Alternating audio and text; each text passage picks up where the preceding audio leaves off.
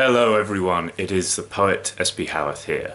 Tonight I would like to read you a poem by Alfred Lord Tennyson, who was a Victorian poet and a former poet laureate of Great Britain and Ireland.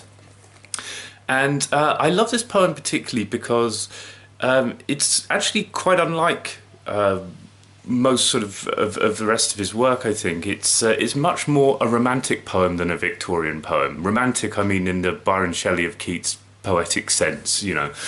Obviously, Tennyson, being Victorian, was writing after those guys. But I think this is it's a poem very much in the romantic tradition. There's personification going on in this poem, by which I mean that, like, Tennyson takes the voice of a stream, a brook, as the title says, a creek if you're an American, maybe, and he personifies it. He makes the brook the narrator of the poem. But why I say it kind of reminds me of the Romantics, or I think it's really in that tradition of poetry, is that just like Keats does in Ode to Nightingale, where Keats glimpses a vision of eternity in something from nature, in his case the song of the nightingale. Tennyson in this poem does a similar thing, that the chorus of this poem, the constant refrain it keeps coming back to is "Men may come and men may go, but I go on forever." Tennyson has seen a vision of eternity in this brook somehow, and the language is just lovely in itself, and I enjoy it for that reason too. Hope you do also. Here I go. This is The Brook by Alfred Lord Tennyson. I come from haunts of coot and hern. I make a sudden sally, and sparkle out among the fern to bicker down a valley.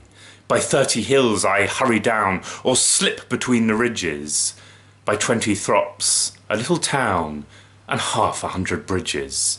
Till last by Philip's farm I flow, to join the brimming river. For men may come, and men may go, but I go on forever.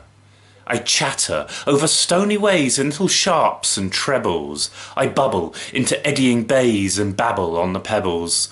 With many a curve my bank I fret, by many a field and fallow, and many a fairy foreland set with willow weed and mallow.